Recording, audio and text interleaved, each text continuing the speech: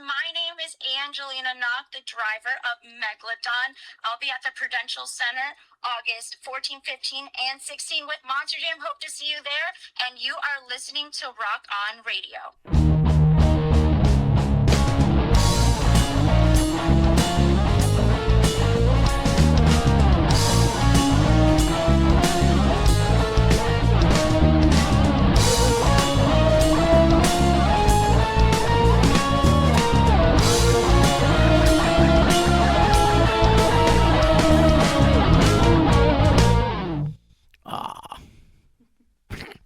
Producer Claire. Yes, sir. Look who's back, Producer Claire. Madison. Madison has returned. And she's legal. Yes, sir. Yeah, I have your gift is actually home. The fish I just brought to munch on. You But- didn't need to get me anything, Dan. You already got me some before it was even my birthday. We don't talk about that. Good times, good times. Did you have a good birthday, Madison? I had a lovely birthday. Thank you. No kidding. Yup. You went. You told you she went to New York. Okay. She can't remember where she went drinking though. So it was Yes, probably I can. a really You just walked good one. away before I could tell you. I was like, oh yeah, I went to, and then you just walked away. I would never walk away from you. I was probably being pressed. I probably made him do She that. probably threw me in the other I direction. said, get moving. We got things to do. Where did you go Talk later. drinking, Madison? I went to Paul's. I went to RGB's. I went to a place called Jeans. It's actually a restaurant, but then there's like a club in the basement of the restaurant. Okay. I know my boy Damien there. Shout out Damien with the bald head. Love that guy. He's That was not about from it. Brooklyn, is he? No. All right, good. Thank God. Well, actually, I don't really know, but not that one from Brooklyn. Uh-huh. Never again. Whoa. All right. She gave us a little finger wag Yup. there. You see that? Never again. Well, welcome back, Madison. Thank you. We celebrated your birthday. I had on one of them pointy hats last week. gosh, Said wow. happy birthday, Madison. Did you have a pinata or anything? No, I just All right, good. I Well, I'd just be swung a sad if bat I at missed Bruce. the pinata, so. Bruce got up. I hit him. Oh, thanks. Did anything Wow. come out? No, he left. Welcome to Rock On Radio here from the 2 Tracks studio of Deco Entertainment. I am your host, Danny Coleman. As you hear, my mutineers are here. Yes, Producer we are. Claire and Madison, Yes, we are. and we have a room full. Yes, we do. We Full house. I love it. Love the energy. we have there's an old Ron White skit where he says he flew from Phoenix to Flagstaff because his manager doesn't own a globe. And I'm thinking, maybe we have all these people because Chris ran out of fingers at one point. I'm thinking. But it is as always is always good to see you, my friend. Good to see And you, too. we will get to you guys in a second. Rock On Radio is brought to you by O'Connor's American Bar and Grill of East Hampton, Mount Holly, New Jersey. Who just had my daughter's wedding yesterday. Woo! Yep. Very Look excited. at you. Yes, I got a married daughter. And one going my baby off to college. What about the other two? One's in college. You got to teach senior the year. one. Okay. And the other one is I'm aware of regretfully this. staying home. Probably for her, but she works, so that's good. Well, with your youngest gone, that means my baked good. Oh, you're dried up, babe. Yeah, You're it's done. Yep, you're done. It's over. Yep. And she has been really slack since she got out of school. She's only got one more. Well, Yeah. she's gone. Yeah, At this correct. point, we're gone. Yes. Her daughter is like the best baker I've ever Yes. Yeah, she's really happened good. upon in my. I keep her. Well, she's making stuff for the wedding. Well, she's made stuff for the wedding. So Oh, really? her cookies, yeah. Well, maybe you swing by. You could probably get Well, a I cookie wanted- if you want. Wow. We can run you out a cookie to the car or something. Nice. I can't even come in. I gotta pass it through the window. Well, I could bring the convertible and then just throw them all in. Oh, that's true. Eh, And as you drive away, they all just fly out the back. no, No, that will not happen. it's gonna be hot. It's a Well, hot yes, day.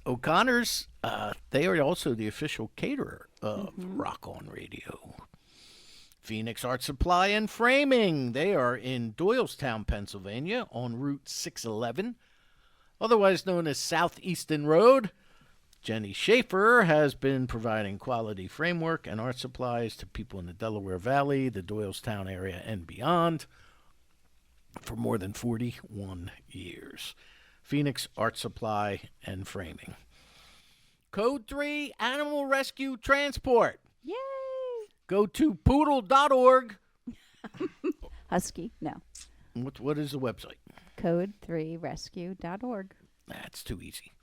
I'd like poodle.org better, don't you think? And no, check them out. They transport. So, like, they Rescued would have animals. transported, like, if Katrina happened now, Hurricane, Yes, they would be the one to fly down or drive down and, Yep. To rescue and areas. herd the cats and bring them the dogs. Yeah. to things. Correct. And they have a truck too. They also have pilots that are on standby to bring the animals to this area and distribute it among other rescues up here. So they All right. transport, and they're looking for volunteers. Just to let you know, and look on our Facebook page for more information. And I went to the ball game with them. Yes, you did. So you guess you can't get cookies. You were at the ball game. I lose again. See how I lose? I'm You got free always tickets to a ball losing. game. I mean, what more can you want? I- Cookies, I know, but that's right. Your daughter, whatever she bakes, is delicious.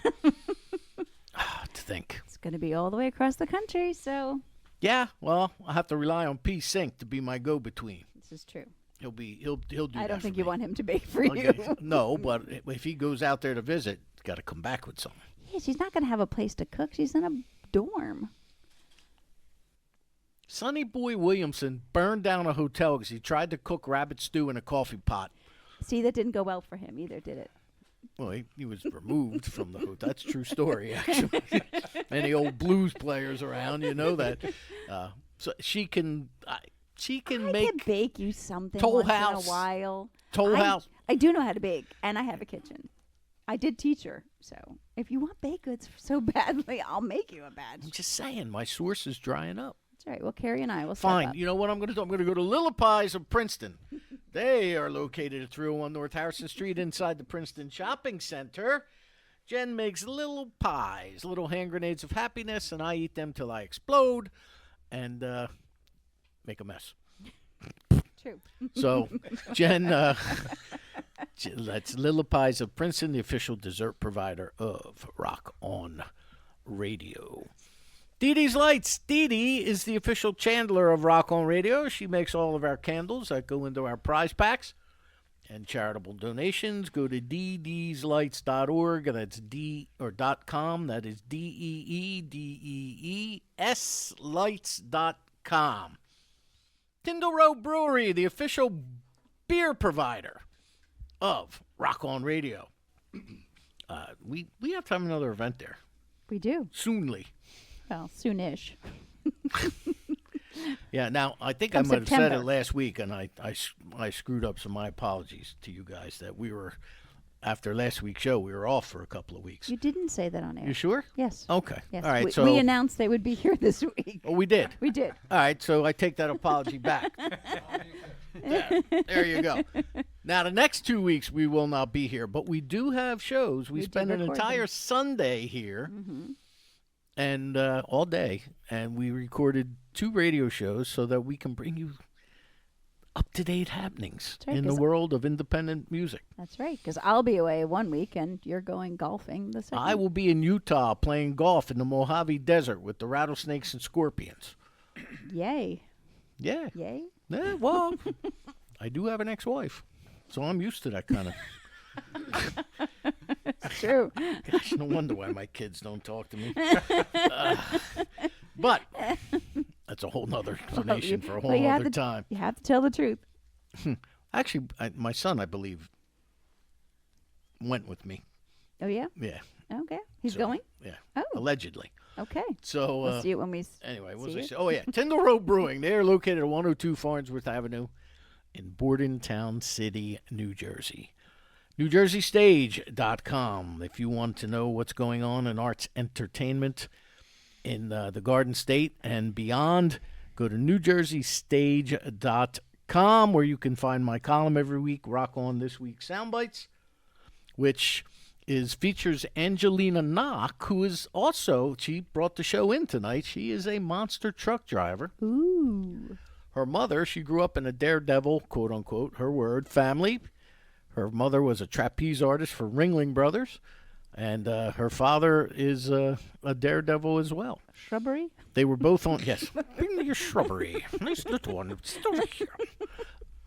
Her and her father did America's Got Talent, the end of season 17, Extreme End or something. They did the 80 foot in the air sway poles where they climb all the way up to the top Okay. and the poles bend. Sway. Right. Correct. You got, look at you. So Wow. good. So happy. Yeah. I wound up in the hospital a couple times because of a clothes pole. But that's a whole other story. I don't even want to know. Once again, I twice don't in the same day, even.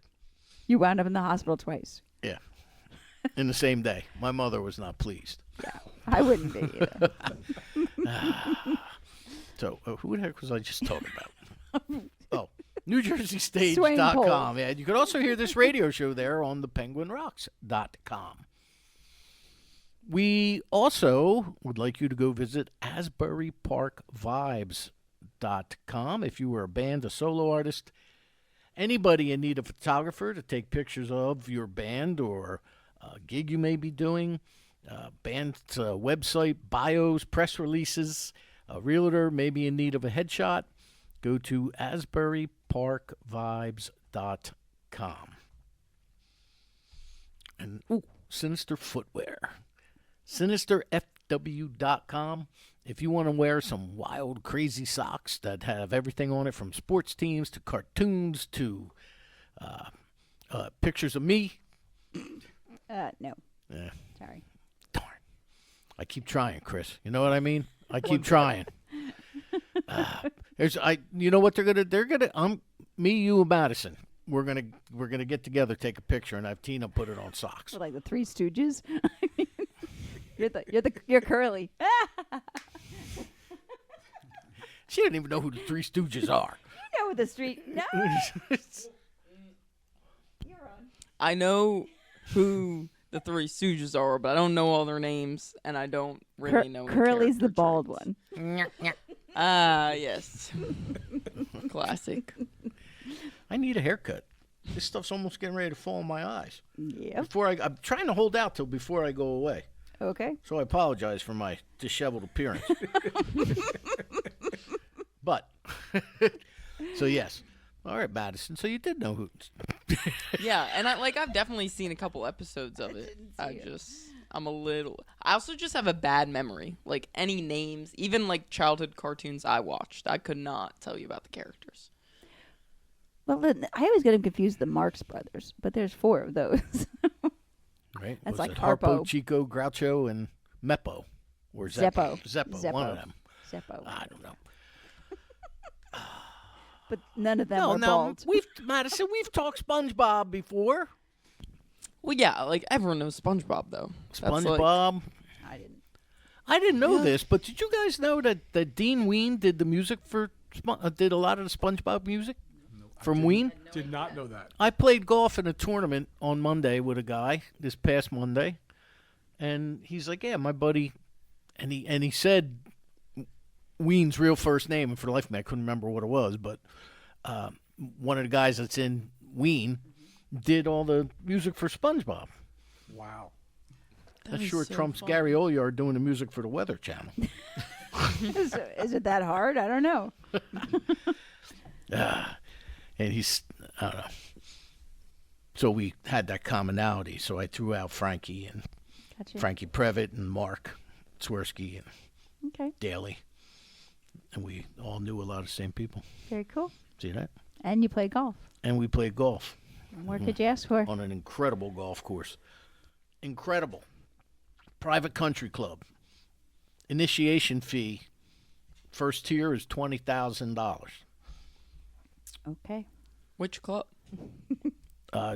Trump National, Pine Hill, down in Whoa. South Jersey. That's crazy. Benefiting Mantua Police Department's fallen officers' families. Oh wow. So the great. money all went to a good place. We lost. We came in one under, which to me was an achievement because that course was tough, but the money went to a good cause. Nice. So that's good. Yes, correct. And who was our last sponsor? I got Sinister Footwear. We got New Jersey Stage, Asbury Park Vibes. Phoenix. Phoenix Phoenix? Art Supply was the second one I said. JSJBS. Oh, that's right. Jersey Shore Jazz and Blues Foundation. And once Claire comes back from her 3-week vacation, we will be emceeing the Long Branch Jazz and Blues Festival That's right. on the Great Lawn, Pier 10, I believe. Anyway, Sounds it good. is. It starts at 12 noon, and we will be the MCs. Again. So That's good. again, this is I don't know 48 years in a row or something. Speak we've for done this? yourself. But yes. Feels like it. Looks like it too. But that's always a fun day. Go to jsjbf.org and see what the foundation is up to or what they may possibly be able to do for you, which is true. Yep. And that's it, right?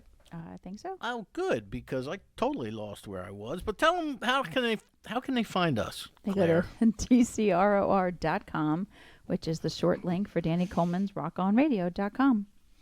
And Instagram at Rock On Radio, all one word, all capital letters. Facebook is Danny Coleman's Rock On Radio 2, the number 2. All right. Well, I'm not sure. It might be 7:15 because I'm really not. We are expecting a call Okay. from yet another monster truck driver from Monster Jam, which will be at the Prudential Center in Newark, New Jersey, home of the Jersey Devils. New Jersey Devils play there. It will be, and now the New Jersey Nets used to play there. Now they're in Brooklyn. Brooklyn. Really? Yeah, I can't remember I don't follow the NBA, so. I do. Do That's you? my new favorite hobby, actually. Well, what's the name? Well, LeBron just got traded to my team, so Whoa, look I've got at a you. picture. Well, and what's hilarious is every other Sixers fan on the planet is so excited right now, but I hate LeBron, so Yeah, I'm just not a big pissed. fan either. No, I don't like him. And I actually met him when he was a senior in high school. What? They did they did some tournament at the arena in Trenton, and That is so crazy. he was there. Do you have a I mean, picture with just it? no, I don't have pictures. I was No. working. He was Yeah, taking a that's fair. selfie and it was too short. Nah. You see, that literally is He's a got his thing. shoulders down. It's so funny. You see that? Do you pay her? No. Can't you tell? Got to get my kick somehow. On Route 66. So yeah, now I totally have no idea. Thought train NBA. is totally derailed. Prudential Center. Yes, on bringing in August trucks. 14th, 15th, and 16th. And on the 15th and 16th, Saturday and Sunday in the morning, they have 2 shows on Saturday, 12 and 6. Well, he'll tell us all about it. He'll tell us about the pit parties, which Angelina told me are really cool. Cool. So we'll wait till he calls. Armpits. And yes, yes. pits Raise your for hand trucks. if you're sure. So, all right, I'm not even going to try to remember all their names. Okay. I just call them by their instruments, so I feel bad. I Sorry. know. I know we I have. called her voice. I'm like, voice. I know we have a been here Chris, and a first time Chris. We have a Jessica. Mike. John, close. But we'll call you Bruce Close- just short for the enough. sake of the show. And you are the other John. Oh, now you 2 Johns and 2 Chris's, Spelled differently. and you're. Chris. That's Chris too. Oh, so we got a full house: 3 Chris's and 2 Johns. I'm That's not a Chris. Jeff. I'm not All a right. Chris. I'm not a Chris. He's a brother. I'm a Keith. Keith. Well, why'd you No, didn't you tell me your that's- name was Chris? No, that's Jeff over there. All right, get out. Who's on first? That's Obviously Jeff back not there. Chris. Yeah, it's Jeff. All right, Keith, we'll call you Zeke. So we got that straightened out. And you were Chris. Still am. Chris. He's right? Chris. Still am. There's 2 Chris's. Excellent. That's what I like. Consistency. And there's John and John. You And got then it. Keith. Yes. And Did we even get to your name? Oh, he did. Oh, because you're a There's a lot girl. of J's in this I one. remembered all. Well, no, I didn't remember his. I thought I remembered his. I thought I remembered his. But I remembered yours. First It's time. easy. Everyone was Chris. That's my name. Look, it's gonna devolve. I guess a good word into a Monty Python skit. You're all Bruce. All right. Bring out Well, your dead. and I have a ton of questions. But please welcome to Rock On Radio, Death in the Arena!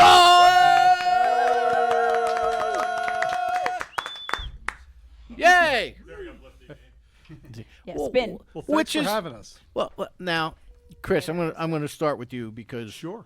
you're familiar with what we do here, Or what we don't do here. Yeah, you're familiar with that.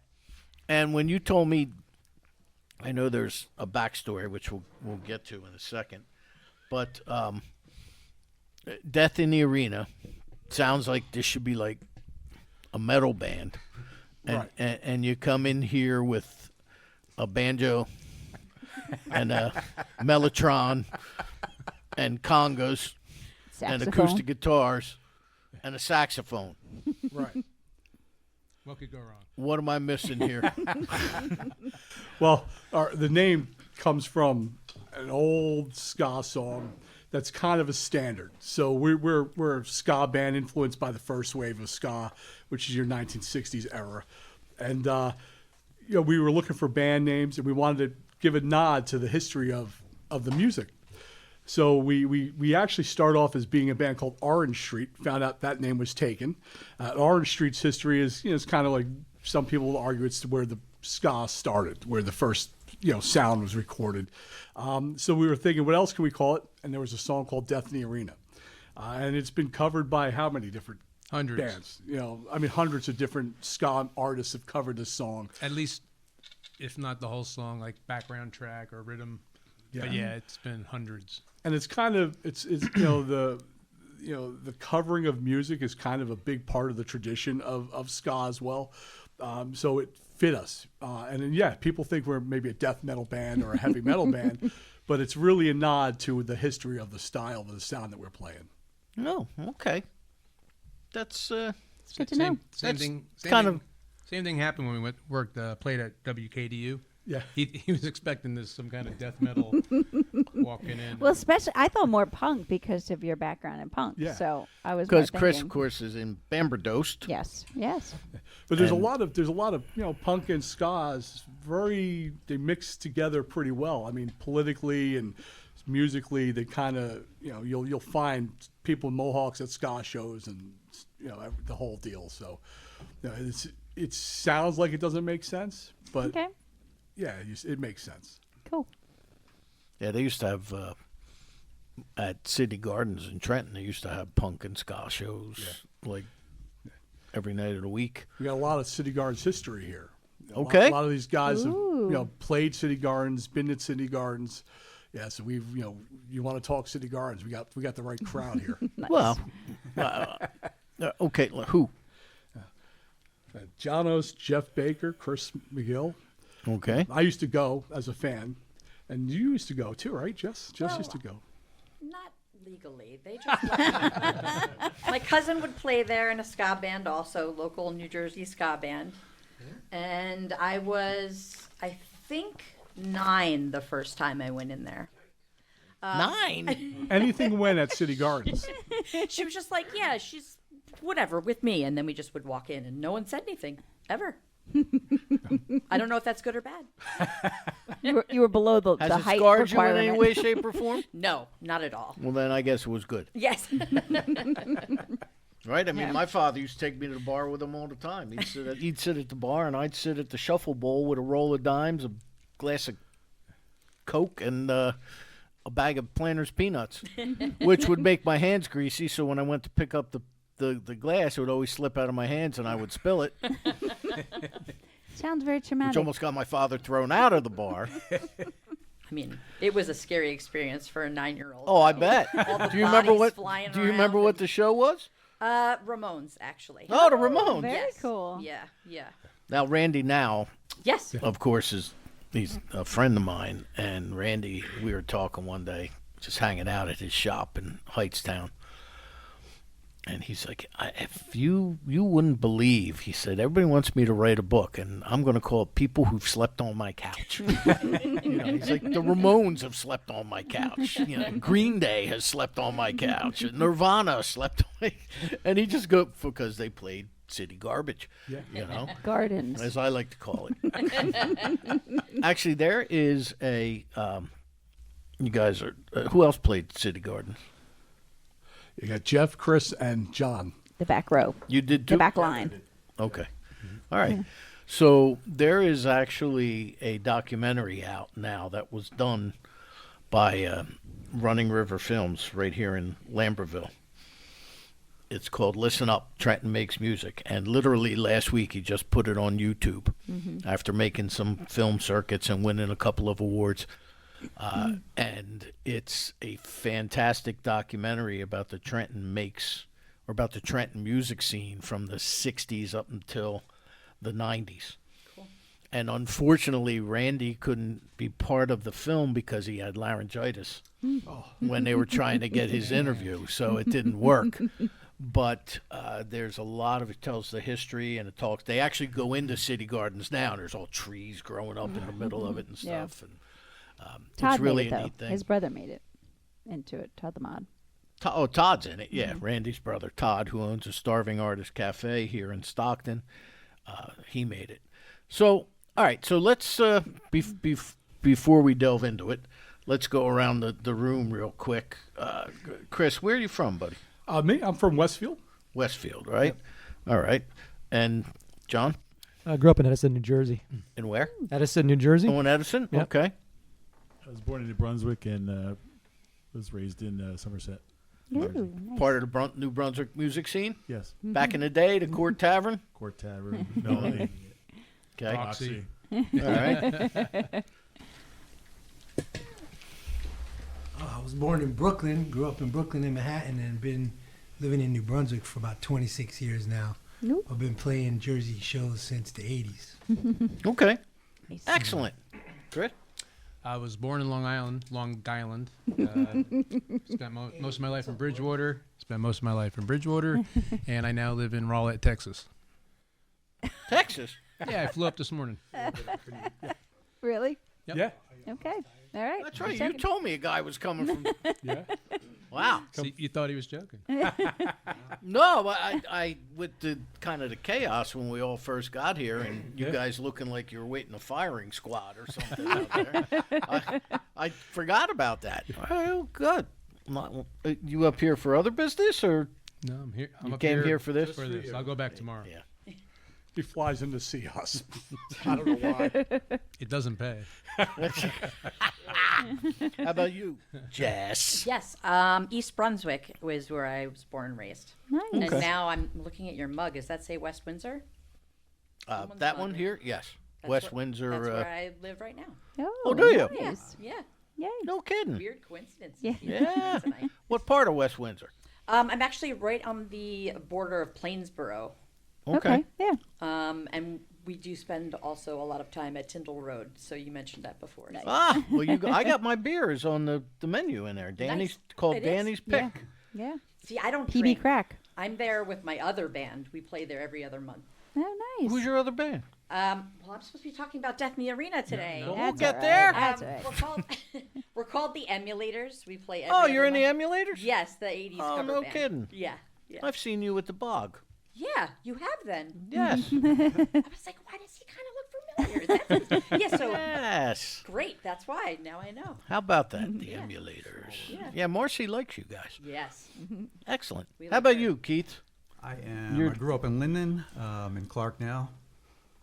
You're in Clark? Yeah, I've been there Okay. for about 10 years or more now. All right. All right, so you guys are literally from, got small pockets of concentration. So how did this Death in the Arena, now, stop me when I'm wrong, which could be 30 Stop. seconds. Stop. There you go. That's exactly right. This has something to do with the passing of your cousin, right? Well, yeah, I mean, the band kind of started, I met Chris, well, obviously Keith and I grew up together playing music. But, Chris I met, it's a long story. Well, I'll try and make it quick. He worked with my uncle. And my first introduction to him was, my uncle said, "You'll like this CD." And it was, to me, one of the, it was it opened up like a whole different type of music to me, And then so maybe 20 years later, I have an ad out looking for a bass player, and he responds. And I said, "Wait a second, Chris McGill from Vision?" And he goes, "Yeah." I said, "You worked with my uncle." And he goes, "I don't remember that." Then he called back 5 minutes later. "Oh my God, wait a second." And then he remembered, who my uncle was. And then, he joined that band and he ended up leaving. But when we were in that band, we were talking and said, I said to him, one of the things I'd love to do is do a traditional first wave influence ska band. He says, "That's exactly what I want to do too." So that band broke up and I called Chris up and he said, "I'm going to bring a guy to Chimney Rock." And I said, "I'm going to bring a guy to Chimney Rock." And he brought Janos and I brought my cousin Joe. And we met up at Chimney Rock, and that's where the band first started. It was, those four guys. And we played, about 2 years? Yeah. And we did really well. And then, life got in the way. I had a third child. Joe had a child.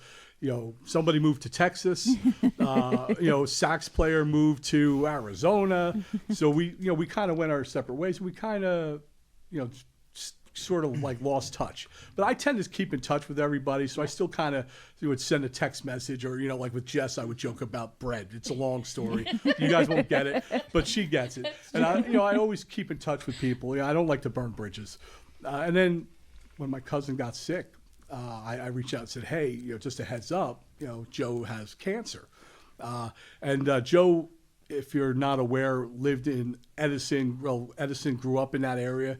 He's kind of part of that cancer cluster that you might have heard about. Mm. So he was one of them, one of those people, or rather, they were one of those people. And so, he passed away. And sadly, that passing of my cousin is what brought this band back together. And we were vowed to kind of try to keep his music alive, or keep their music alive. I keep messing that up. One of his dying wishes was to use they, them pronouns. So I'm trying to be respectful. I keep 50 years of the way English, the way I was raised. It's tough. So I'm trying to be respectful. So they would love to see their music kept up. And one of the things that they said was no one ever came to see their music, and it's a shame that something like this has to happen for people to hear it. But we're back together, and we're playing their songs. We're playing the covers that we do, and we'll see where it goes from there. But that's really what brought us back together, was unfortunately the passing of Joe. It was definitely, and he was 38. Wow. With two children. So, we put this together. Everything that we sell on our website at this point, all proceeds, once of course we cover expenses, go to his family. Which is? What's our site, Chris? Do you have it? Instagram, Death in the Arena? Death in the Arena. Death_in_the_arena. Yeah, and it's on Facebook. And you can get from there to, you can get there on Facebook or Instagram, and then from there you can find the link to Linktree, which will take you to everywhere. Our store. Okay. And so all proceeds go to them. And then what we did was we decided to release all of our old tracks. We didn't have anything released. We recorded stuff, but never released it. Yeah, we had all this stuff recorded, and we're like, why don't we release this? It's just sitting there. So yeah. Pick him in the mic, Chris. Yeah, so we had all this recorded stuff, and we figured we should release it and put it out there, and that would go toward raising some money. And then we're like, well, wait a minute, let's just play. Let's just keep playing. So there's a plan to play out. Maybe not that much, but maybe start writing some new material and keep going, but not like we used to. Here and there, that kind of thing. Would everybody go to Texas? Yes. They'll go. They'll go. Nice. We'll go out there. Pay for me to go, and I'm there. The reality is, if it wasn't for Chris, I don't think we'd be here today. I mean, when we started talking about this, because we started talking about this project, he said, "I'll fly in." I said, "Are you crazy?" And he said, "No, I'll fly in. I'd love to play with you guys again." So he flies in once every 2-3 months to practice with us, and we're going to continue doing shows. And yeah, it's been, I don't know, it's been great to play these songs again. Nice. Remember when John Laurie was in Claire, and we had this drummer John Laurie was playing drums for, you guys remember the metal band Tantric? Yeah. He was their drummer, and he came in here with the bass player, and that kid flew in from Ohio, and I'm like, he flew in to just, and now we got somebody from, where are you at in Texas? Just outside of Dallas. Oh, Ever go to Lefties? Yeah. All right, we'll leave it at that. Actually, that's where a lot of celebrities and a lot of the Dallas Cowboys eat there. Yeah. It's a old friend of mine's. Was that right? Brother-in-law owns that place. Nice. Yeah. I got to get there one day. I would like to get there. Let me know. I've never been to Texas. You ever been to Texas? Me, no. I'm dying to go. You've been to Texas? I've been to Texas twice. Twice. Yeah. All right. I enjoyed it enough that I went back. I don't blame you. I don't recall. I don't recall you. Well, this is It's a big before your state. time. Oh, before I moved. All right. I went to Houston. It was my first airplane flight. Really? Yeah, I was a junior in high school. I have never been on to Texas. People's Airline. Nice. I've been almost every state out west, but I've never been to Texas. How about that? I don't know. Thoughts on that, Madison? I figured as much. Okay. So, you guys put the band back together. We put the band back together, and some of the guys had moved on. So, this is where Mr. Jeff Baker comes into play. I reached out to Jeff Baker, and I said, "Hey, any interest in playing keyboards for us?" And I waited, and then Chris said, "Did you hear from Jeff?" And I said, "Not yet." A couple days later, he said, "Yeah, what's your plan?" So I explained him the plan, and as of now, he's sticking around, but we'll see what he decides on doing. It's really up to him, but he's a phenomenal player. And we also added another gentleman who he hasn't officially decided, so I'm just waiting for him. So I won't say who he is yet. Oh, and of course, I always forget my brother. My brother wasn't an original member. He kind of he plays with me. We always play, but he never really played in a band. He's busy with work. Yeah, I'm more of a couch player. And like ska's not really my thing, but I love music. Yeah. And But he is filling Joe's shoes, so yeah, big big shoes to fill. I definitely can't perform like he can. And apparently I can play was guitar. a hoarder of all our live recorded material up until recently, as far as video is concerned. Yeah, so Oh, I had wow. been to all their shows in the past, or most I of them. didn't even So realize it at that time. recently, I got my old laptop out and was able to pull out a bunch of videos of them all playing. Oh, I don't think cool. they had much recorded. So No, we it And was- you learn, well, excellent. Yeah, but it's always it's great to play with my brother. I mean, we've been playing since we were kids, and it's I always try to pull him into a band, and I'm too busy working. I said, this schedule is going to be perfect for you. And right now he's sticking around too. We'll see what happens in the winter, right? Schedule-wise.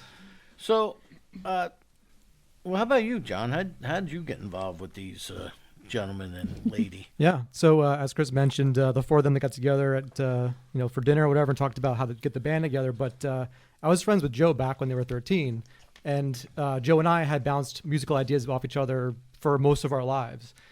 So before this band, we were in a cover band together for a while, played a bunch of bars, did a couple other shows, and then ultimately they needed more people for Death in the Arena. So they asked me if I wanted to play, and I was like, yeah, absolutely, why not? Like, this is going to be a lot of fun.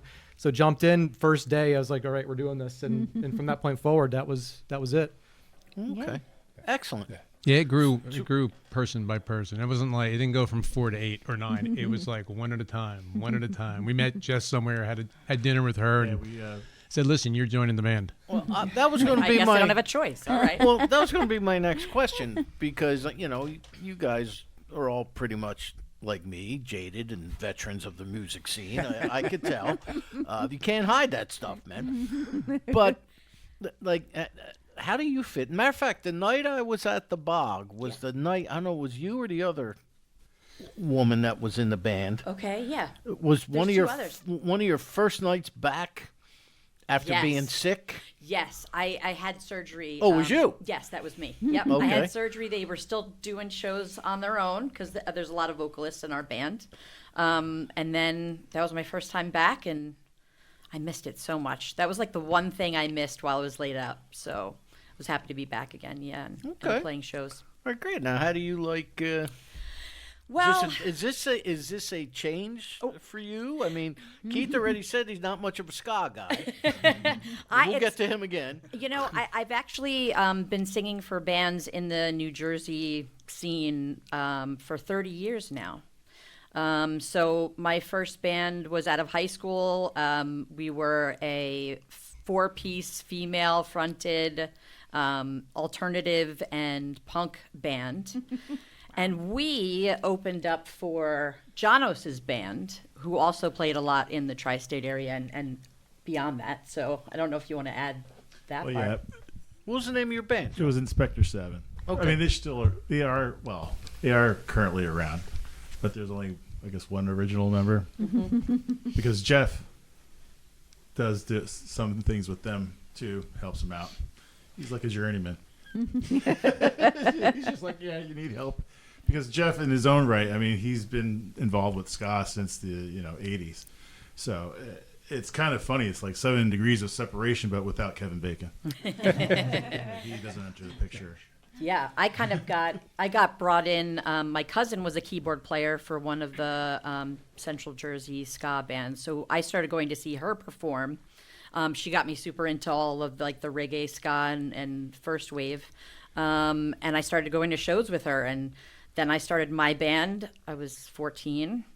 We weren't that good, but people know us because we were opening for like larger local acts throughout Central Jersey. So, you know, back when like Birch Hill was a thing, Club Benet. Oh, yeah. Sir Chill. Yeah. Come on, let's call it what it is. Say, Exactly. Club Benet was on what, 35? Yes. And the Birch Hill was on 9. 18. Yeah. 18 or 9? Or was it 18? It wasn't Yeah, 18. In that area there. Yeah. Off of 9, actually. Okay. 9, yeah. And then there were just like a whole bunch of people that I met through her. And then as I started getting more involved with the music, then I kind of started going into different branches of the music, and eventually, I guess, like, I don't know what it was. Those two guys were very convincing for me to join. Maybe it was like the innocent smiles that they had originally. Because it was, Have you ever been roofied, Jessica? I don't remember. Emotionally. Exactly, Jess. Exactly. Musically. Well, I remember seeing her in a ska band, and when Chris and Joe and John, they're fantastic. Vocal-wise, they're fantastic. He's good. But it was time to add a female, and I remembered her, and I can't remember who got her number. I don't know if it was you, Chris. No, it wasn't me. It was Jonathan. Jonas. I was always in contact with Jessica because through fallouts of other bands that we've been in and things like that, those bands, people got together, made their own bands, and she was in one of them. Yeah. And at that time, she wasn't singing for a ska band, so I was like, well, I bet Jess is available. And I said, I think we can convince her. And I was like, so Chris McGill and I went, it was like, all right, we're going to meet. We basically just laid it down. It's like, look, Jessica, we're going to meet at the Route 22 Diner, Sunset Diner on 22 in Greenbrook. And then she showed up, and then we just made her an offer that she couldn't refuse. It's true. Yeah, we told her. We told her this is when we practice. We'll see you there. And then we had more dinners with more people as we added Yeah. them. You know, Yeah. meeting No Steve. horse heads Steve were drove like involved 2 in this hours to story. meet us. Yeah, Steve, we had a sax player who used to drive 2 hours to play with us. 2 hours. Wow. Really? He's out in Seattle now. What's the band's name for him? I don't remember. his- Wasabi Samba Wasabi or something. Samba. He's incredible. But he lived all the way up in what is it, Dobbs Ferry? Oh, something like tip that. of New Jersey. Yeah, in Milford, PA. He was an Over- 18-year-old sax player, just incredible. I mean, he over just to blew the roof off the house. When he started blowing that horn, people would get up. Like, it was incredible. So it grew person by person. And actually, I had seen a Craigslist ad for, we're looking for people for this ska band. I was like, who the heck is this? This is my dream come true. And then, like we said, Then we you met met the us? guys and hung out, and the rest is history. They're actually a group of very, very fine gentlemen, I have to say. I always feel like safe. There's never anything creepy going on with anybody here. It's just nice, and we're all very good friends, and it just felt natural. Yeah. You could collect your $50 after. Yeah, Jessica. You said that exactly how I wrote it. Well, I'll tell you what. Why don't we do some music? As I got a couple of things I need to check on very quickly. We were expecting a phone call that has not materialized. So I'm telling you, they're terrible, Madison. The way I'm treated, don't you think? Like, can't I file a suit or something? Somewhere, somehow, someone. What do you think of that, Keith? What's your opinion on that one? I think you should be respected more. Thank you, Keith. That's good. Keith, we'll have to. Excellent. I think they got one less person going to Monster Jam this week. That's right. Correct. Once again, this is Rock On Radio. I am your host, Danny Coleman. Producer Claire is here. Madison is here. We are here with Death in the Arena. And we do have a full studio here at the 2-Track Studios of Deco Entertainment. And I forgot staff photographer. What's your name? Kevin. That's it. Kevin's here. Chris, man. Kevin's been around forever. Kevin's been around. Kevin, what's your story? Yeah. Come on over and tell your story while we're getting ready to. Now that I got all their microphones set up for their instruments. Oh, never mind. We could have just went right there to Madison. Oh, well. I grew up in Bridgewater. Talking to your throngs of fans as an independent journalist, artist, photographer / band guy are not going to be able to hear you if you don't talk in the mic. Grew up in Martinsville, Bridgewater area. Went to Bridgewater East, and Bridgewater East and West were pretty big for music and punk rock. So knowing all these, John from Raritan Valley, and a bunch of other people from Bridgewater, and know Chris from Bridgewater. So Excellent. So, and now you're the staff photographer. yes. Excellent. I'm telling you. I got him for cheap. Yeah. Did you?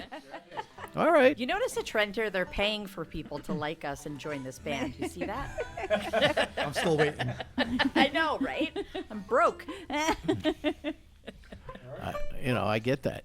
All right. So what are we going to do there? Do Hijacked. We play Hijacked. It's an instrumental. Yeah, it's an instrumental with Joe Gibbs. Don't need that mic if you want to. What's that? What? 1, 2, 3, 4.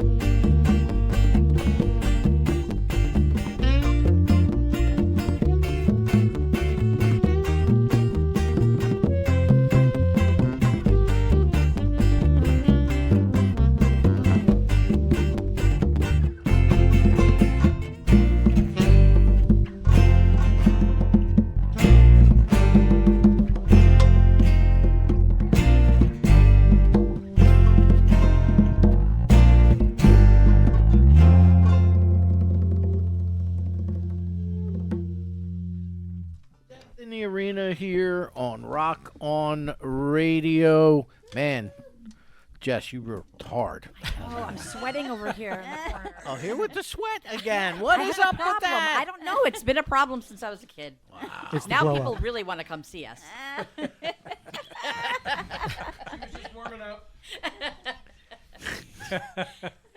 You guys remember the Plasmatics, right? Yes. Right, Wendy O. Williams. If that survived rock and roll, I'm sure it'll be able to survive a little I bit of just wear sweat. a lot of black. It's okay. Wow. I got to So- share the stage with her drummer one night. Nice. That was huge. He destroyed my kit, but it was great. From the emulators? No, the Plasmatics. Yeah, TC Top. Oh, TC. Yeah, I got to share the stage with him one night. That was a great night. He's actually TC's been on the show a couple of times over the years. He's an incredible drummer. Oh yeah. Yeah. He was doing a thing with a gentleman named Franklin something or other. I can't remember the guy's last name now. I can't. You're really losing it for. No, this was years ago. I was still on 40-foot hole Still. studios. But yeah, and TC's a good guy. Actually, he's so down to earth, but he does hit hard. He does. He does hit hard. People say I hit hard, but no, he hits hard. How about that? So, all right, I'm going to go right around the room. I'll get to you last because I'm pretty aware of what you got going on. Is it John or is it Janos? It could be either, but since we have two Johns, Are you of Greek descent? No, Hungarian actually. Okay. Hungarian and Puerto Rican. All right. Yep. Well, that's an interesting combination. It is. Good food. Good food. Lots, temperament. It's like a Music. dachshund and an Irish wolfhound. Basically. Similar. All right. So, what as a young Janos? Yeah. What was it that got you into playing sax? Is sax the only instrument you play, or Yeah. okay? It was grade school stuff, so I had a sax since 4th grade. I was gonna say when they told you could pick an instrument. Yeah. Well, I'm glad you stuck with it. Well, I could have stuck with it a lot better, but that's another story. But 11. But it does go to the Death Arena story because I was in Inspector 7 and I left that pretty early on, and hadn't done much until actually Chris's. Chris McGill's band Vision, when they asked me to play on stage with them, it's like, lead singer Dave, he was like, he called me up, he's like, John, your buddy Eric, who was my tenor sax player in Inspector 7 at the time, he did a track with them. Yep, Scooch. He did a track with them, and then Dave says, you haven't played. It's like, don't worry about it. It's like, just come to practice and you'll play this song. It's like, I don't know anything about this song. And it's like, you'll get it. And then I listened to it, it was just a very, very quick part in the song. And I was like, well, I can't do it the way he does it because I can't get into the mind of my former sax player. So that got me on stage after, what was that, 2009. So that was almost over 10 years. And then they opened for Gaslight Anthem. So it was like a full house at the Wellmont. So that was that was pretty wild. In Montclair? Yeah. So it was like full house, and like I hadn't experienced that in years. So that was kind of nervous. But I got through that. And then when Chris reached out for me, he kind of pestered me into it. He's like, John, we're going to do a reggae band. I'm going to find these people. And I was like, yeah, sure. Yeah, like the bulldog and the little dog on the Looney Tunes. Like, yeah, shut up. Hey, what are you saying? But then, he convinced me, and that's how we formed. So, but actually, I went a whole different route. But I just let you go, man. Yeah. I let you go. So what? I figured you'd come back around. I did. I'm coming back around. So it was saxophone. So it was in the 80s, and as far as music, I guess getting into ska was concerned, I guess if it wasn't for getting my first punk rock tape, because it was like a 6th generation dub tape of Black Flag on one side, and I remember it to this day, and Suicidal Tendencies on the other. So that I ditched my Iron Maiden. So you went hardcore. I just ditched all my Iron Maiden gear because I was a big Iron Maiden fan, and then somehow I guess I like history a lot, so like the natural historian, starting to delve into all this stuff. But I think the ska part of it was a harmonic convergence of, because I didn't know I liked ska until I was listening to it, was into it, because basically at that time in the 80s, everybody had some kind of reggae influence. So, I blame the Police for getting me into the two-tone aspect, meaning from Britain, like English Beat, because Sting was prancing around and they Don't Stand So Close to Me video in an English Beat t-shirt. So I'm like, oh, let's see who the English Beat are. Then that evolved. And So then, you dove into that.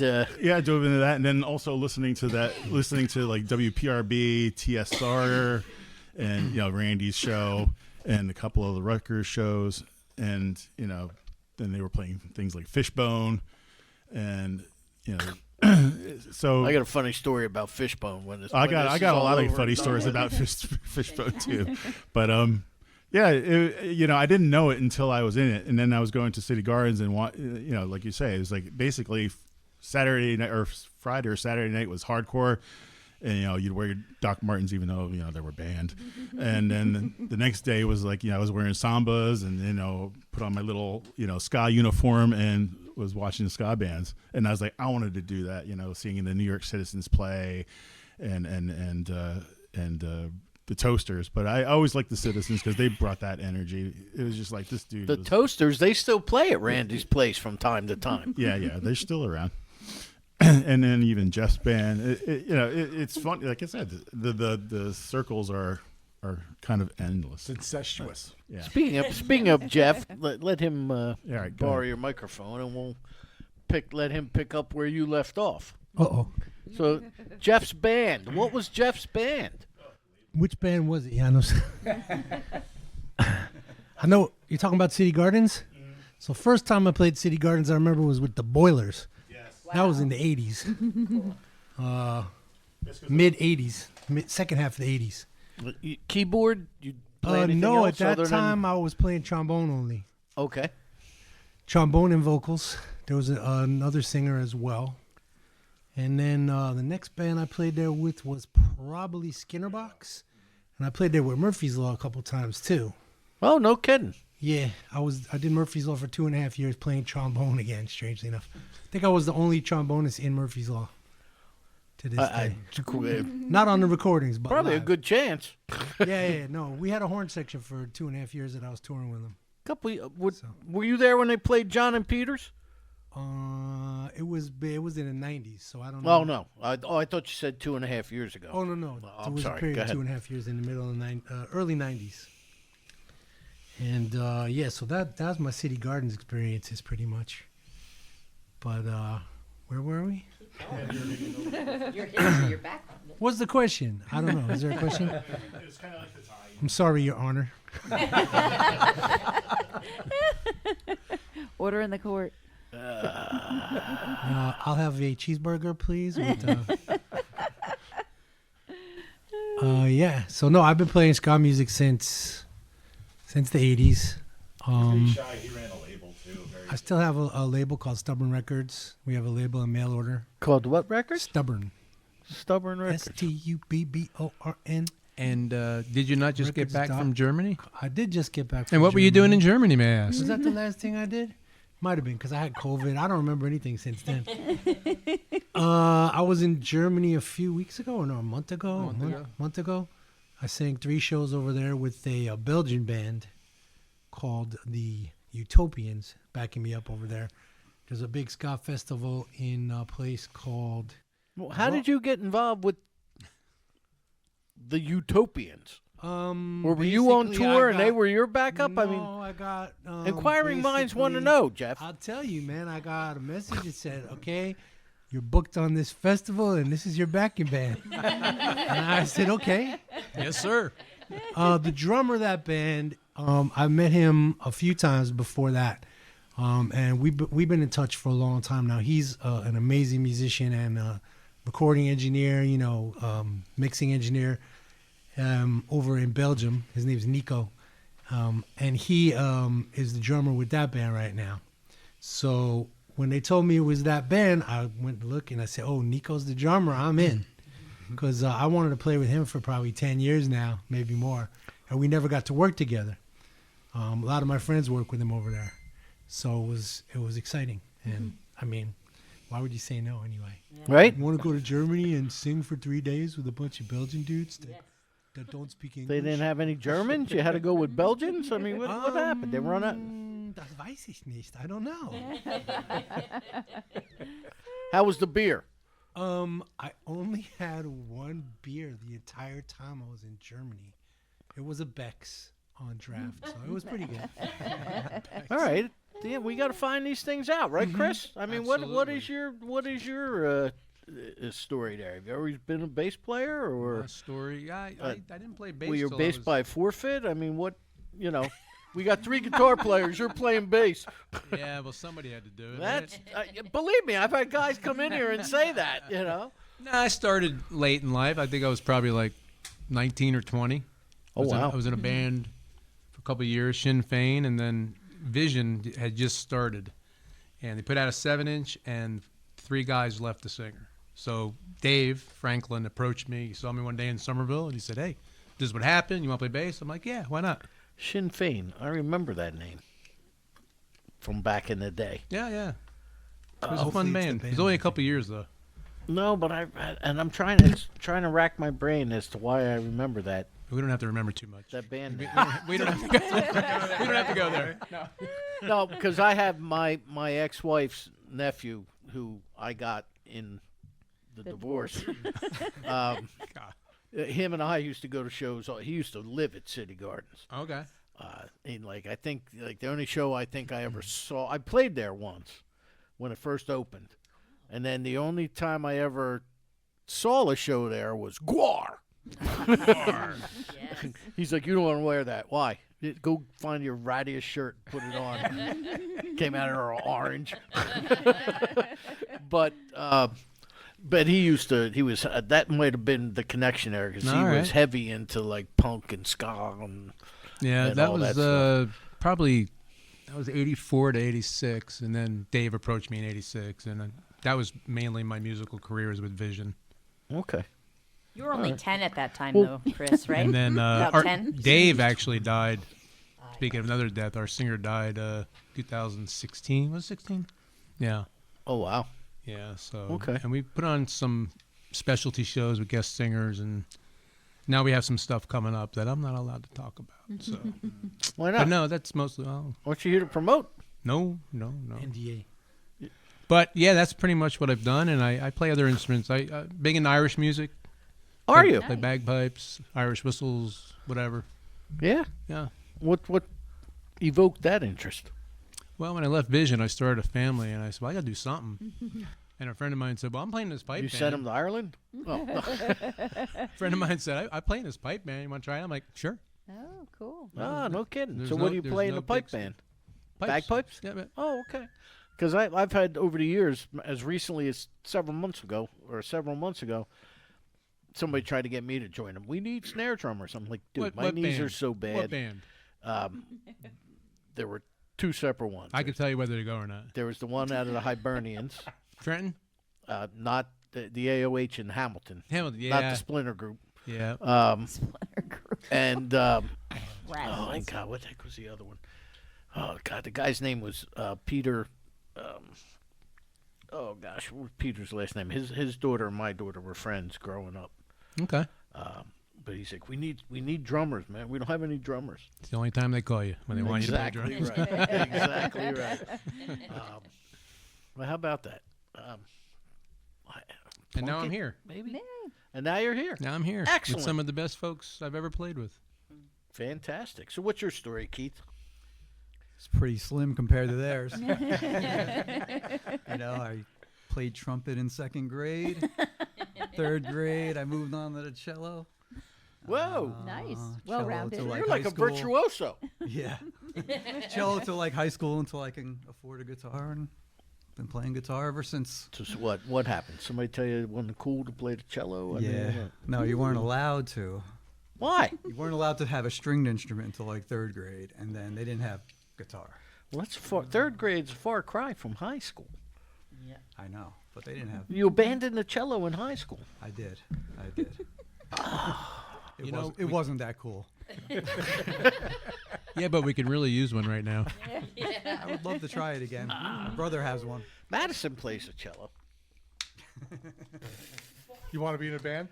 I played the trumpet. What are you talking about? Close and enough. actually, I play the drums a little bit. I got the drums in my basement. Ooh. Look at you.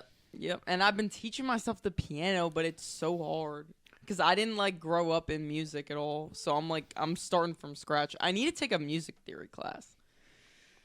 But There's YouTube. Or I For could your just lay in generation, bed. it's YouTube. Yeah. There is no such thing as music theory classes I know, anymore. I'm just impatient. I'll just I like learn a song by ear. I'm probably like using the wrong fingers and not technically correct, but if I hear it, I can usually play after like 10 minutes.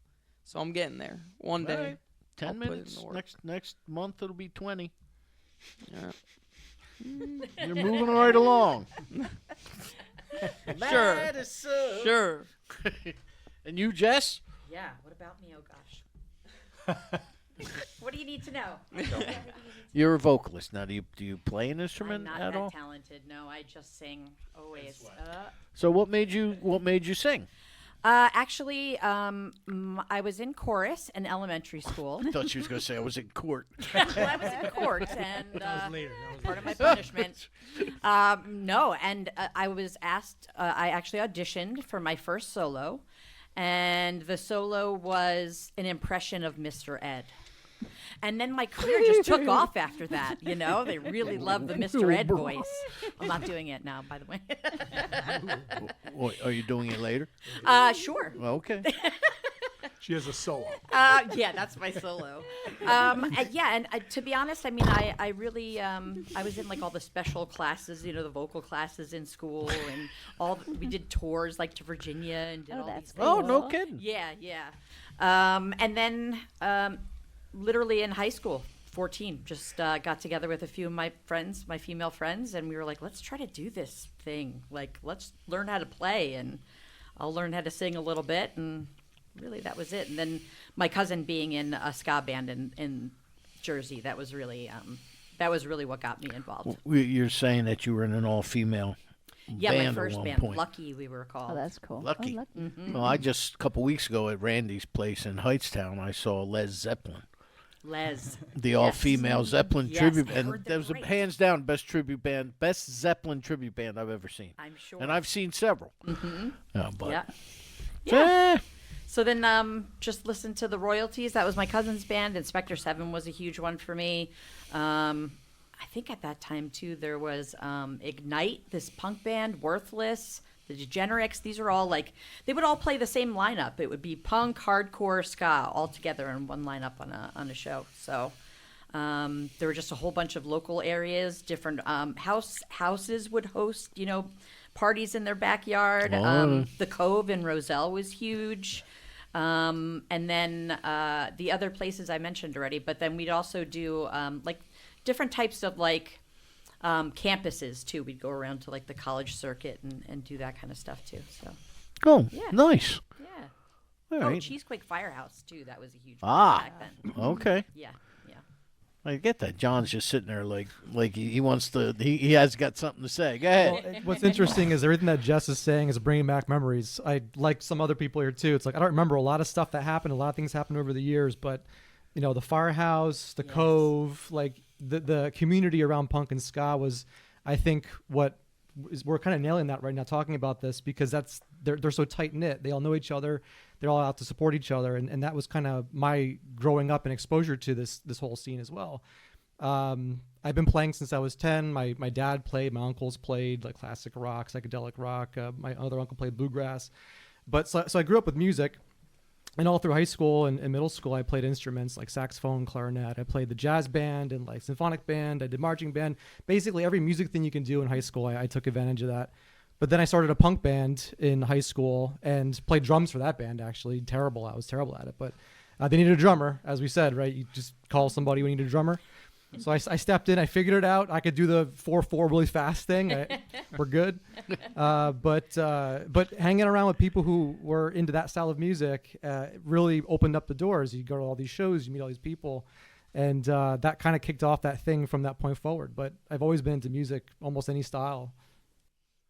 Yeah, no crazy stories about being in bands that were great or anything like that, or but just being peripheral to it. It's been a great experience. Some years back, once again, when I was on 40-Foot Hole with Dave, Bobby Steele from The Undead, and he was in the Misfits for a short period of time. Him and his wife were on this show, and they played live.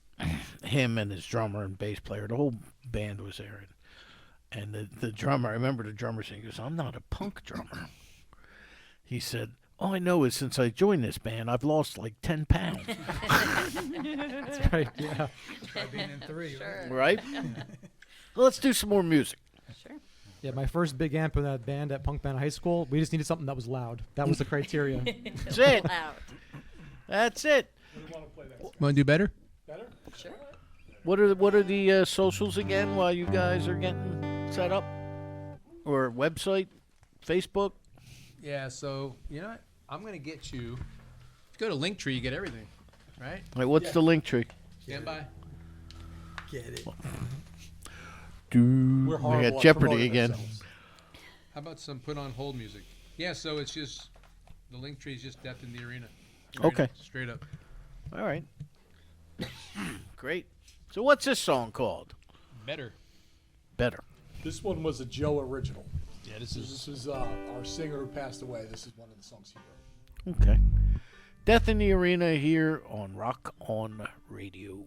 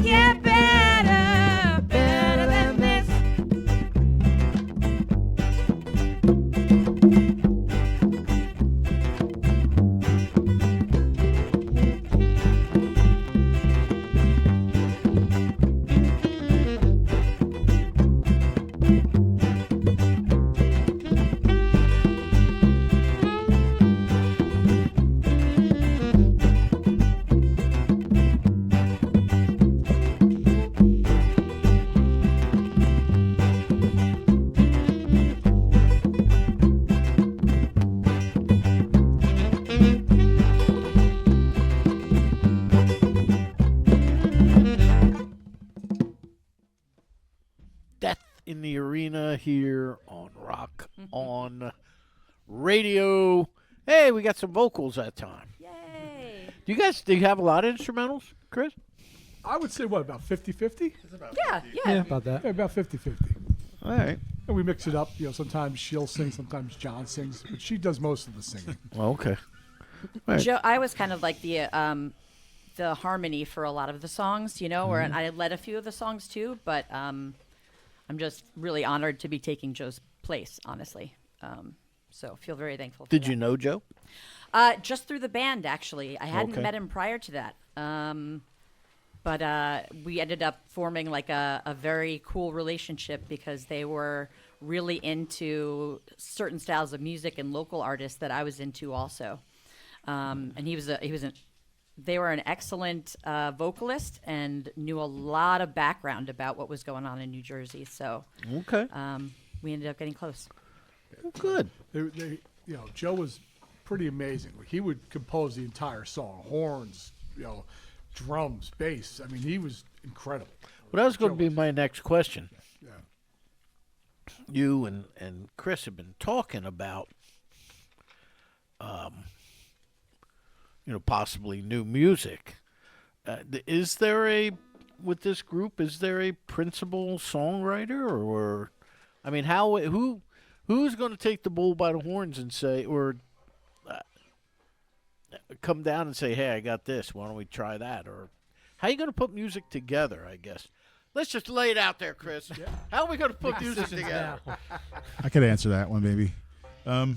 That's actually after this show because we're all in it for this show that we're doing at the Crossroads, which is when next Sunday, August 16th. August 16th. Oh, matinee. Doors open at 2. Okay. So, I guess after that, there's going to be kind of like a heart-to-heart because we really haven't had any heart-to-heart meetings or anything like that. It was like, okay, we're getting a band together. This is practice time. We're going to go and blah, blah, blah. And then after it's done, we just go back to our regularly scheduled life. Yeah, so prior, Joe, all the originals are written by Joe, and he'd come in with everything laid out for everybody. So I think the approach this time is going to be when we're together, writing together. I mean, we'll bring parts and all, but I think we'll get more traction if we're all together and doing it together. But we'll see. Do you think with his departure and new music, do you think that will change the sound of the band a little bit? I mean, it'll always change the sound of the band a little bit. Whenever you lose somebody, but I think the way we approach building the sound of this band, I think that foundation is there to keep the sound sort of, consistent. What we did when we first started this, we learned 20, 30 classic ska tunes. Yeah, and also not only that, we asked each musician to listen to the old stuff and nail down that sound. Like I wasn't interested in new ska. I like it, but I was for the band, and they all did their homework. Chris nailed the drumming, one of the best ska drummers I know right now. But yeah, so we made an effort to keep it that sound. So it won't change too much. I'm sure it'll change a little, like Chris said, but the goal is we're not going to strain ourselves keeping it, but whatever happens. I mean, I just look back at the bands that in my youth that lost members or a member left and the replacement just didn't cut it. Aerosmith comes to mind right off the top of my head. Yeah. When Joe Perry left, and I can't remember who they put in there, but what the guy's name was, but he, just wasn't Aerosmith. Same thing when Steven Tyler kind of took a hiatus and they tried. But then there are other things like, you look at Peter Gabriel left Genesis and Phil Collins stepped up and was an incredible thing. But can you imagine the Ramones without like Mark on drums? Or it's tough. It's tough to envision. But the thing with the sound is we had 3 singers really. Joe sang and he was phenomenal. But we also had Jess and she sang probably 50% of the time. And then there was the secret weapon, which was John. And John's, is an incredible singer. He's not going to admit it, but he's an incredible singer as well. So still having two of the three, I think is going to give us a shot. We are going to miss something because there was something about Joe and the way he sang and his songwriting, but I think we can overcome that, and I think also really, I don't think it's going to impact fans-wise. We've been gone for 10 years and coming back, so they're going to, if they're going to like us, they're going to like us. I'm not really worried about it. I just get to play with the people I love playing with, and that's, to me, the more important thing. And if people show up, they show up. If they don't, they don't. And if it's a new sound, well, that's it. This is our new sound. Yeah. Yeah, I think new members bring their own flavor to the party, but otherwise we have a kind of, we're aiming at something, right? We have that 60s ska sound we're going for. So I think as long as we keep that as the prize, we're always going to want to have that sound, right? So it's going to be, I think we'll probably still keep it, but anybody else we get, it'll just be some new flavor on top. That's going to be now enjoyable. for the average listener who doesn't know the difference.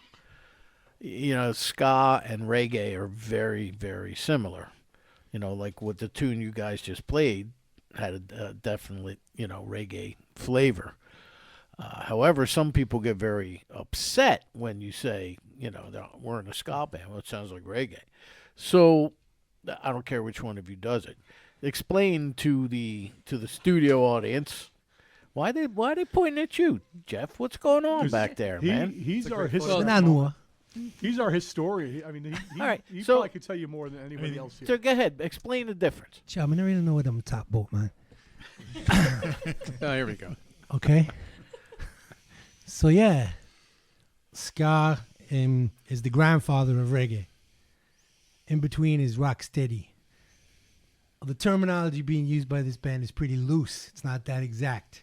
We're gonna get there though. But yeah, that was more of a reggae rhythm that we just played. I don't know if we have any ska ones we're doing today. Yeah, I know we do, kind of. Yeah, Wondering Now is more ska. Yeah. But yeah, it's all in the same family of Jamaican music, really. So Yeah, it's easier just to put the umbrella on it because you could also be really nitpicky and micromanage it and say, well, this is this era and this is this. It's for, yes, the ska that we play, or the quote unquote ska that we play is not the ska that's being played out today, Right. or what's popular now, or the punk rock with Do you Right. do you gentlemen think, and I'm going to give you two examples, one from probably half a dozen years ago and one from this afternoon. Half a dozen years ago, I had the opportunity to speak with Andy Summers of the Police. And he said he was not a rock guitarist in any way, shape, or form. He grew up as a classical and a jazz guitarist. So joining the Police was a whole new avenue for him. And what I wanted to ask him was a question about his tone.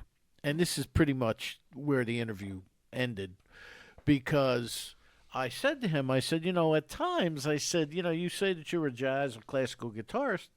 What happens when the Police at times have a little bit of a reggae flavor? The Police are not a reggae band. If you're going down that road, then this interview is over. And I said, I never said the Police were a reggae band. I said you have songs like Roxanne and Every Little Thing She Does Is Magic and Walking on the Moon. Walking on the Moon, Canary- right? Canary Thank in a you. That Coal was Mine the other could one. I argue- couldn't think. I Canary in said the Coal Mine, Man in a Suitcase. Yeah. right. Yeah. They have a decided reggae overtone. As a lot of the '70s artists from Britain, Yeah. Joe Jackson, he Right. had his thing, and then Elvis Costello, Correct. watching the Police Texas, more so though, huh? and the Police had it more That so. was like an overwhelming influence. Well, in he the got Police. so I mean, he got so angry and You know mad why? at me that I ended the he interview. didn't have his spliff that day. I said, and the funny part was about a month later, he must have still had my number in his phone. I'm sitting out back smoking a cigar with my buddy, and the phone rings. Andy Summers. What the heck is Andy Summers calling me for? And I hear him, and he must have been at a party, because I could literally hear like people chinking glasses and so on and so forth. And then he leaves me a voicemail. And because I didn't pick it up because my experience with him. But on the voicemail, that's where I could hear them like chinking glasses. He wanted to tell his manager that he got nominated for a Grammy. He had just heard that this and that for his solo work and so on and so forth. And he was, give me a call back when you get a chance. You nasty, arrogant SOB. You get nothing from me. So what I did was I called him back. About 5 minutes later, I said, I can't let this go. I called him back. I'm like, hi, you called me? Who's this? I said, you tell me who this is. You called me. I did no such thing. And I'm thinking to myself, I wanted to go, think you're going to get that Grammy Award? Click. But I let it go. I said, all right, have a good night. Click. And then So Stuart Copeland was on the other line, right? But, some people get aggravated when you try to, like, he got very annoyed. And then just today, and this is funny, and this kind of says a lot about the state of music. I interviewed a woman today, and I said, well, how would you describe your music? She's like, well, I'm definitely Americana, but I also have a little bit of blues, and I grew up singing in a church, so there's some gospel in what I do, and she just named like literally 7 or 8 genres. And I said to her, I said, listen, there's no way I can ask you this question without sounding like a jerk. I said, but I don't mean it to be that way. I said, but why do you consider yourself Americana, and what the heck is it? What's Americana? Tell me. Oh, and she's like, you don't know what Americana. She got insulted. I said, no, you tell me what it. Well, Americana is blues. It's roots. It's gospel. No, they're all blues, roots, and gospel are their own category. What's Americana? Now she's getting frustrated with me. She couldn't. So it's, people are always trying to pigeonhole certain things. So you guys are out there doing ska, and your fan base knows it's ska. But tell what about the people who think it's reggae? What separates? Well, it is. It's all the same family. I understand that, but then why is it called ska? I would say for this band, that's not a very big question because this band actually plays its own version, of course, but like ska, rocksteady, and reggae. You play all three, really. We don't tell people that. It's just easier to say ska. But And I'm in brand reality, new we to do this all- band. You got to know, I'm like 2.5 rehearsals in right now. 3. You're 3. Three. Hey, don't but lie. you No, found I your was way an hour here. late. I was an hour late the other day, so 2.5, right? Or 2 2/3. You're in Germany having a Bex. No, I won't tell you where I was because this is not for public consumption. But anyway, these guys are laughing because they know. Yeah, the real question is why is all this crazy punk rock with horns called ska? Because it has no Jamaican influence whatsoever, 0 musically. So that's the question for me. But this band is pretty obviously playing ska, rocksteady, and reggae. Yeah, and we say ska because we're not going to keep See, saying all umbrella. 3 every Yeah. time. But Gets and exhausting. early reggae is very different than later reggae. Yes, So and there's a lot of periods of reggae. yeah, we stick to the early First couple 3 years. first couple 3 years. Yeah. Well, why don't we many of do the some 3 more music? Which one you want? Ska, rocksteady, right? I want all 3. All 3 in 1. Okay. I want you to confuse my listeners more than I do usually. That's what we're here for. Wondering now? Sure. Once again, I am here with Death in the Arena. See, that's how it sounds like it should be said. Death in the Arena.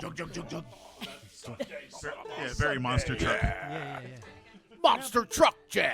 Hey, what happened to the monster truck? Monster Jam was supposed to call at 7 o'clock. They let me. They were a bitter disappointment to me right now. No, you guys didn't let me, and you all found your way here. Even though Chris had an unfair advantage because he's been here like 106 I was times. afraid. You were afraid? Yes. Some of I was these like, roads? Where is this lead? Where is this You're going? afraid you were You hear never the coming back, banjos. huh? I am now that I know it's safe. Yeah, exactly. We're close to where War of the World started. So Yeah, Not too yeah. far, yeah. Grover's Mills near here? No, Grover's Mill's nowhere near I here. didn't think so. It's not too. I mean, it's closer than. It's on the other side of West Windsor. It's where she lives. I know. I'm just saying, it's like half an hour. I used to go past that water tower every day when I drove to work. I worked at Dow Jones when I was wow. back in the 80s. I used to pass that water tower the farmer shot at. Yeah, yeah. But it fell down, I understand. It's not there anymore. Oh, no way. Yeah. I didn't know. But What's my fault? Just like everything, right? No, it's Danny's fault. picking on Everything is me. his fault. You're off the hook. Thanks. yeah, I got broad shoulders, apparently. You probably were there when it was recorded. That's right. I was taking video with a farmer. You just no such thing as video when you grew up. Yeah. They barely had electricity. Wow. She thinks I was a waiter at the Last Supper. See, Weren't I you? wasn't that bad. See? I am. All right, what are we playing here? What's this called, Chris? You're wondering now.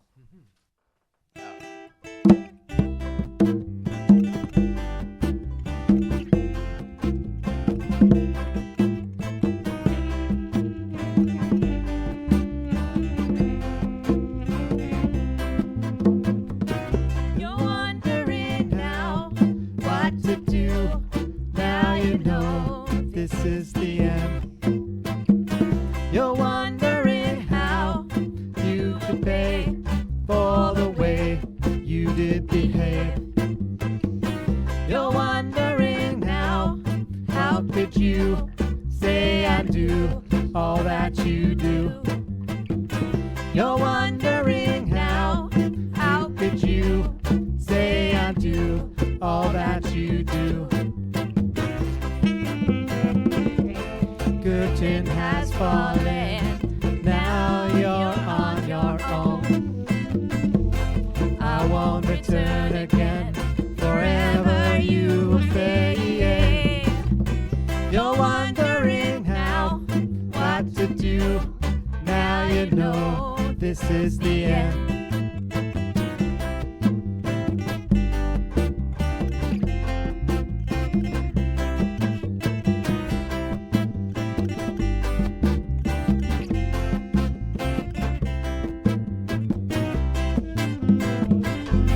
Curtain has fallen, now you're on your own.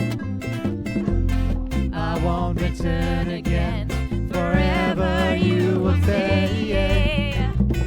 You're wondering now what to do, now you know this is the end.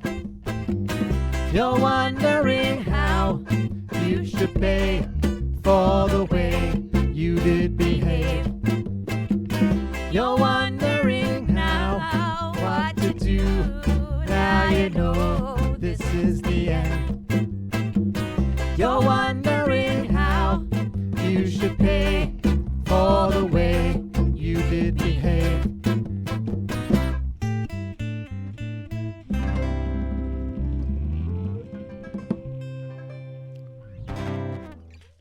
Nice. Yay, John. That sounded good. Thanks, Jess. No, you can get Don Ho to record that one with a ukulele. You get any hoe to record that one. But can you? Funny. This is PG, right? Yes. Barely.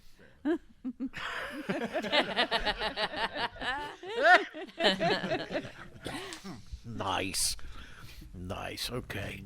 So we've established the writing. We've established how you got together and everything.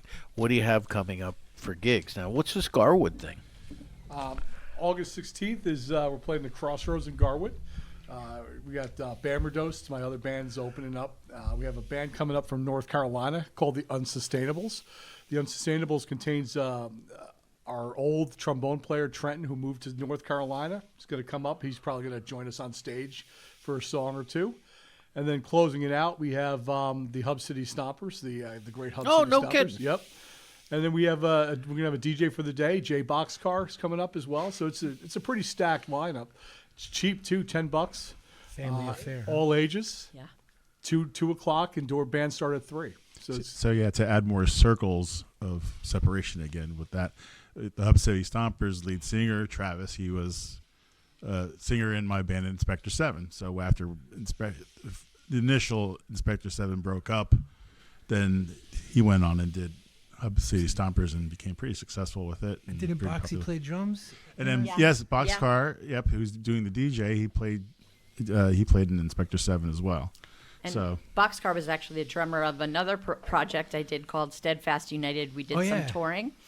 So he was also linked in that way. So kind of an incestuous relationship. yeah, we all before had there was with LinkedIn. music. It's like a I'm big old glad family. you said that because those thoughts went through my head. There's a lot of inbreeding going on here. Well, when you have average 8 to 10, 11 members, I think there's going to be some some cross pollination going on.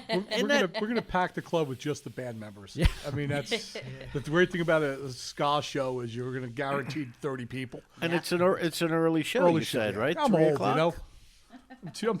I'm too old to play late now. I think it starts at 3, right, Chris? Yeah, show starts at 3. Doors open at 2. Yeah, it'll be great. I put the bill together, so this is one I put together myself, and it's great. Everybody's getting treated equally, and it's just be a great show. So you put the bill together, and you got Bamberdosed. And what's my man Paul got to say about this? Oh, he's excited. I mean, I told him why we're doing it. Part of it's to raise awareness for my cousin, and he's he wouldn't say no to that. But I didn't know if Death in the Arena was going to be ready to play it. So Trenton asked me if I can get him a show for the night, and so I found this place. But we're ready to play. So so we're definitely on the bill. And we were always on the bill, but I wasn't sure what I was going to do if we didn't pull this off. But between Jeff, and everybody coming together, we're going to be fine. So I'm not worried at all. Yeah, I think we're caught up now and almost back where we were when it ended, right? So Yeah, Is that the only gig you have right now that's the upcoming, only or- gig. Okay. I think if we play more shows, it's probably going to be 6 months or so out. Because he's got to fly in. So it's it's going to be really, if we do shows, it'll be few and far between. We're going to try to stack them too. If we do a show, or try to do a Friday and a Saturday night to get as many shows as we can, but it's going to be very minimal. So if you want to come see us, this is the show to come see us. If you want to see me in 2 bands, I'll kill myself. I'll be in Utah. Oh, I leave on the 16th. oh. There you go. What time's the flight? I think you can make it. it's near the funny, airport. the flight's 11 a.m. here, so I get there at like 2 o'clock. Oh. I was going to say, Keith will take you to the airport. Yeah. You gonna take me to the airport, Keith? I would. Yeah. If you made the show. Through Garwood? Yeah. But I'm flying out of Philly, Keith. Oh, yeah. We can still do it. You make the show. Through Garwood. You make the show. Yeah, I get I'll it. bring you to Philly. Oh, gosh. Claire, what have we got? About 15 minutes or so? 20 minutes? 22. 22? All right. Well, let's do some more music then. All right, which one do you guys want to do? You want to do Masi Masa, or you want to do Change My Mind? Change my mind. Change. Ain't that the name of that sushi joint I like? Changed my mind. Masa. Masa? Masa sushi. Sushi. Masa sushi. You know where that is, don't you? I do. I do. All I you know can what eat you're talking sushi. about. Oh, that's the name of this one? Rocksteady at Masa Sushi? It's called Can I Change My Mind? Ah, okay. All right.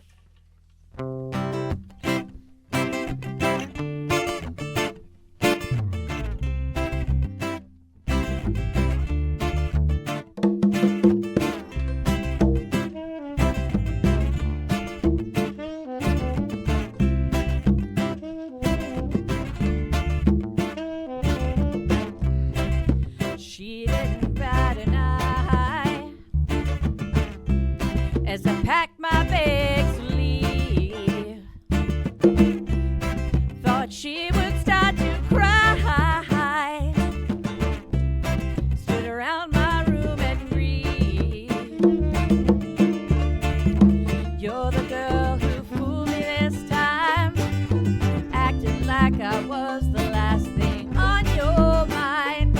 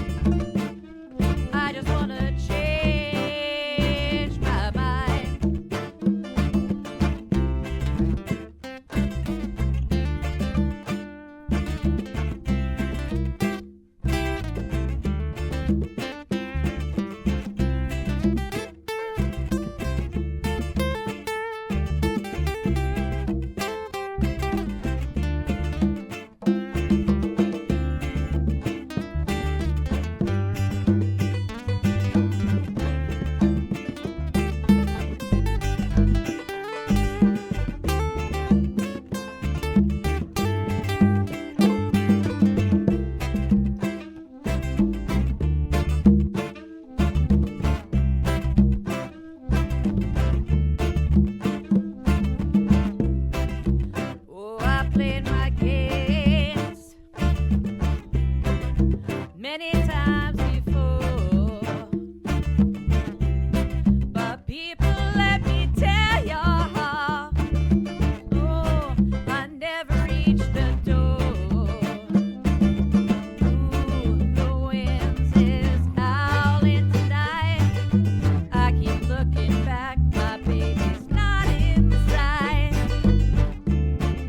And I would like to start all over again. Baby, can I change my mind?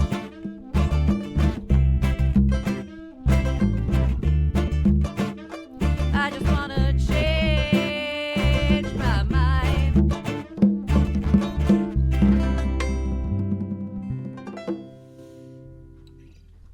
Nice. Death in the Arena here on Rock on Radio. So we do the gig in Garwood, and Chris goes home to Texas. What do we do then? Convince him to move back. We're trying. Oh, you were pretty quick on that one. Yo, I want him to come back. I'm trying, but Trying to figure out some way to practice across states, but Yeah. What's that? They have software for Yeah, that. they got an app for that, right? but it Yeah. is. there They is have still software. Lag. There What's is it still called? lag, no matter what this is. Oh, I'm sure. I do come up maybe once every other month, Yeah, it seems like every 2 months. and we'll do 4 hours, and we'll get a lot accomplished. And then Okay. they'll practice when I'm not here as well. I mean, for this to work, the guys have to practice at home, and we have to, record it and practice and come together, and everybody has to practice. If we don't do that, it won't work. But this is an experiment, and it's an experiment I think is worth doing. And there you go. There's a friend of mine, a jazz guitarist, been playing in the Trenton area for 60 years. He's like in his early 80s now. And he used to say all the time, practice. That's what you do at home. That's right. You rehearse with your band. You know? So he says. You say that, Jeff? He keeps us straight. He does. Yeah. He does. All right. Well, what would happen if he wasn't here? What kind of crooked Mayhem. path would you be? We'd have Mayhem. no charts. We would have no charts. No charts. No charts. No charts. It's an inside No joke. charts. Is he the chart master? Well, wait a minute now. Wait. No charts. Now, he's got a nice blue folder over there. Somebody does. Yeah, I do. I made And those charts she for has a myself. green folder. he had the nerve to That ask folder us has blackmail punks for folders. charts. Yeah, we're like, what? We're like charts. The We nerve don't of need this no guy. stinking charts. Charts. It's an A. Play. Sorry, Jeff. Sorry. When he joined us, he asked us for charts, and we don't have I can't make charts. I hit things, you know. Yeah. And you don't want me making charts.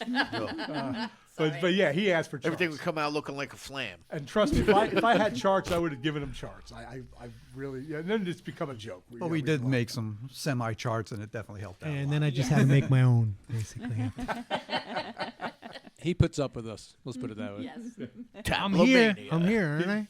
He's gonna make us much better. So now wait a minute. I was promised donuts, though. Even I was gonna say you didn't have charts for what you were doing. No. I mean, well, it's funny what 11 years or 11, 12 years does. You know, I had everything in my same radial sax case, but when I looked, it's like, oh, we're getting a band together. I'm like, okay.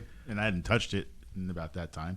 And I'm looking at it, I'm like, where's my stuff? It's not there. So a lot of stuff got lost. So it just had to be relearned. Yeah. And I don't do charts. I don't, I'm just an ear guy. That's why I will bow, respectfully to anybody who's, I call them ringers, like Jess. I ain't a ringer, though. You're a ringer. I hire ringers. You're a ringer. No, I ain't no ringer. You tell you. play your trombone, you're a ringer. Yeah, people who are no ringers always get calls from Germany. Yeah, right. Yo, but You're playing. I But- got a band for you to but back they you didn't up. let me play no instrument. Just sing. We'll give you Becks. I wasn't Hey, allowed Bex. to play an instrument though. Only sing. They were like, "Don't bring no damn instruments with you." We You- got you that brought one, covered. didn't you? You did No, bring I didn't one. bring No, nothing. okay. Brought my backpack, my earplugs. Even We before tried. Jeff, We you know, tried so hard to get charts. Even Joe's wife allowed us to look on the computer for it. Oh.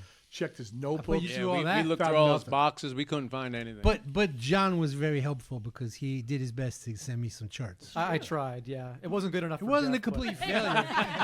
It wasn't a complete. It wasn't a complete failure. It was like it was helpful. like See, now this is Anything helps. At right? least thank you halfway because this explains a I lot. appreciated Like the effort a lot. This is how it gets done. all these guys are talking, and you've been kind of quiet here tonight, John. So obviously your feelings are hurt Oh because no, he diminished your chart. No, I didn't. I thanked I- him for the effort. Yeah, exactly. Not at all. I've started. It was a funny joke, and I like that we have the in joke. I'll take What the it. heck is that? That's what I got There- for my All charts. these charts, We've John? been That's our charting quite a nickname lot now. here. He's an instigator. Just This ignore band. him. That's cool. I am one too. Now, Me if only too, we me could too, make the clearly. charts with a song. See what I did there? No. It's all a matter of how much cash you got, baby. That's true. So there's a lot of truth to that. We're not making any charts. Can't afford it. So you're telling me this band will never chart? That's what you're We saying. don't have the money for that. Well, we're looking for donations, though. Taking them. People keep that secret here. Jamaica, they're very open about it. When I was in Jamaica, they were like, so if you give us $2,000, you get a number 5 on this station. They play this many hours. I was like, what? Payola just got the The Jamaica. guy literally no, and then just get there, but and this is like probably 20 years ago. Oh, okay. But the guy was like, he literally goes to me, so it's a payola system. He just said that straight up. And then he started breaking it down. This much for number 1 on this station. It's this much for number 1 on this station. If you want a number 2, we could get it for this. If you give us this, we'll get you in the top 10, but we can't promise where. Seriously, had that conversation from a Jamaican. I ain't gonna name no names, but a Mason, a Jamaican Mason. Wow. Freemason, Yeah. No joke. No joke. How much does it cost now? I don't know. I ain't been there since I don't know 2000 something. Is that rupees? Dollars? Dollars, Yankee dollar, them man. Spliffs. No, they have enough of that on their own, bro. They want the Yankee dollar. Well, let's do. We probably got Another time one? for one more tune, I think, right? So let's do another one. What are we doing? Bone rattle? Let's do that. Bone You rattle? want to do Massey Massey Massa? or Masi Masi Masa? Masa? Speaking Yeah, of Jamaica and the corrupt And the corrupt government. industry, Oh, that. Well, yeah. I do have a confession about this song that we're going to play. I mean, most of the people in the band know it. So, lyrics are kind of hard to come by because, we don't speak in the vernacular, the patois. So, except for Jeff. So to get the lyrics for Masi Masa, I forget how I was able to do it, but I reached out to one of the tenors, which was the band that did it, and then again it was like payola. It was like he's like, yeah, I'll give you this, but you can't, whatever you make off of it, you'll give it to us and all this stuff like that, and I was like, yeah, sure.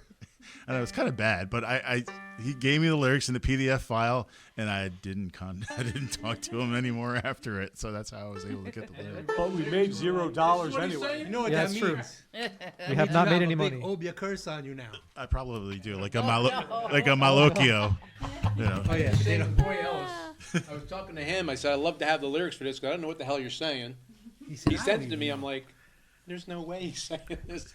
Yeah, but that's what he's saying. So. Giannis going to go home tonight. Hey, man, can I talk to you for a minute? All right, you ready? Sure. What's this called? Masi Masa. You can do Okay, the sushi joint. Yes, it's sushi song.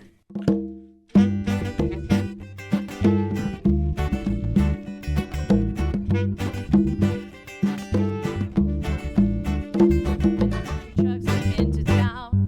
You could see how young girls come down. Some with their bundles, some with tin case. Up and down, they can't get no place. One young girl come from Portland, and so she took a handcuff man, and he treated her like a Bruce. The two were like jackfruits.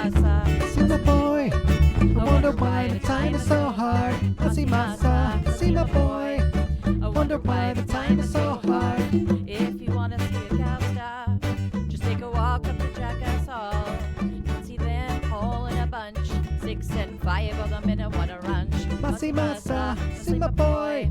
I wonder why the time is so hard. Masa, see my boy.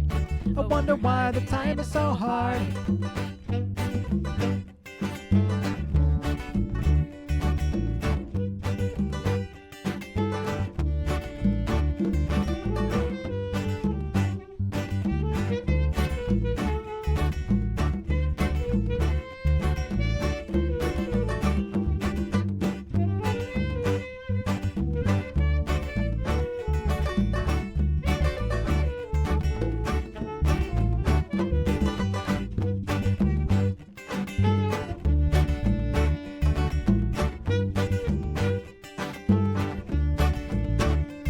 If you want to see a cow stop, just take a walk into Jackass Hall. You can see them all in a bunch, 6 and 5 of them, they don't want to run. Masa, see my boy. I wonder why the time is so hard. Masa, see my boy. I wonder why the time is so hard. Masa, see my boy. I wonder why the time is so hard. Masa, see my boy. I wonder why the time is so hard.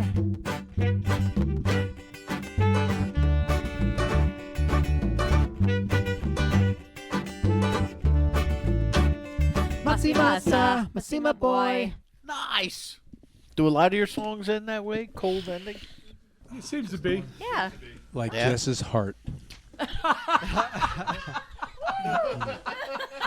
I love him so much. That's why I want him to come back. No one gives me crap like he does. Wow. Nice. We haven't mastered the fade out yet. Yes, true. Also true. So it's $10 at the door. Is it cash only on August 16th? Is it? Honestly, I don't know if it's cash only. I never tried paying other than cash. Who pays other than cash at a place like that? I assume that maybe they don't even take cash. No, That's how they're places are these days. Let me tell you that golf tournament I was in on Monday. Somebody tried to one of the guys I was in the tournament with. He won $150 on a putting contest on a putting green. It's like, I'm going to go right to the pro shop. It's like found money. I'm going to get myself something nice. He goes in there. The guy's like, we don't take cash. What? That's becoming more and more common. Yeah. Yeah. Actually, at or by my house in Market Fair in Princeton, they don't Yeah, take cash. no more cash. Nope. Yep. People get in if that's all they have. You don't. You don't. But then there's ice cream joints that only take cash, so you know. True. Yes. We wanted to keep it inexpensive. Well, it doesn't say on the flyer cash only, so just let you know. It just says Well, 10 if you bucks. mention you heard us here, I'll make it $9. Whoa! There you go. Do I hear 8? You want to become a rock on radio family member. They're here. Sign up now. Chris already part of the rock on radio family. Are we now too? Oh yeah. Oh, yeah. Oh yeah. Woo. Yeah. Hey, fam. Yeah. We're That's if you easy. like We're us. really easy. I'm cheap and tawdry too. You are. No challenge I check there. off a few boxes. I'm trying to make my Christmas list smaller, but this is going to make it worse. Whoa! I'm easy. Just go to the liquor store. That's about We'll right. do a grab bag again. Yeah. Yeah, that's fun. Secret Santa. I'm telling you, how much time do we have left, Claire?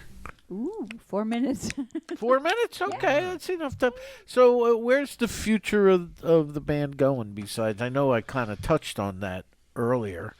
Are you in a hurry with this? Are you kind of excited about it? Or will Jeff be playing in the Belgian Oompa band? Or what's going on? You saw that? Yes.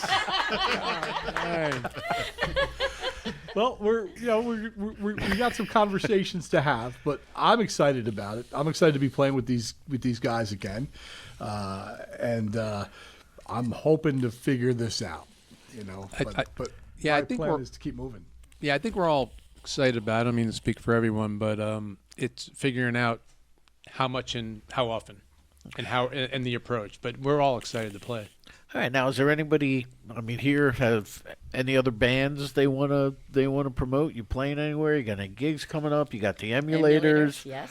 What? Where are you at next? August 27th, we're playing in Lawrenceville at the Music in the Park, so it'll just be us for, I think, 2 or 3 hours or so. At the think that's the gazebo? last one. Yes, at the gazebo, yeah. That's the last one of the year, I think, of the season. Yes, Yeah. we Yep. did get the final date. And then after that, we're also playing Tyndall Road. We just booked that October 24th, a Saturday, Oh, nice. 7 to 10.